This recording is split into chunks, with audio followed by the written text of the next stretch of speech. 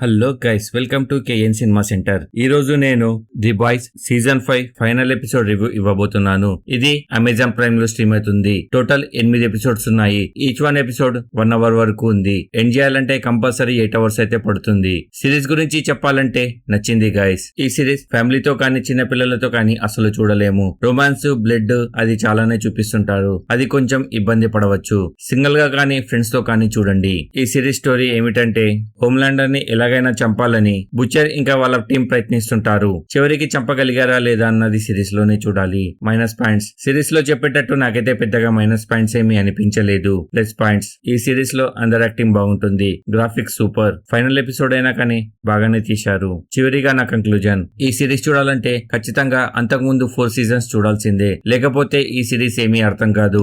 ఈ సిరీస్ ఫ్యామిలీతో కానీ చిన్నపిల్లలతో కానీ అసలు చూడలేము. సింగిల్ గానే చూడండి. ఈ సిరీస్ లో అక్కడక్కడ కిస్సెన్స్ ఇంకా మనిషిని కిరాతంగా చంపడం అది చాలానే చూపించారు. అది కొంచెం ఇబ్బంది పడవచ్చు.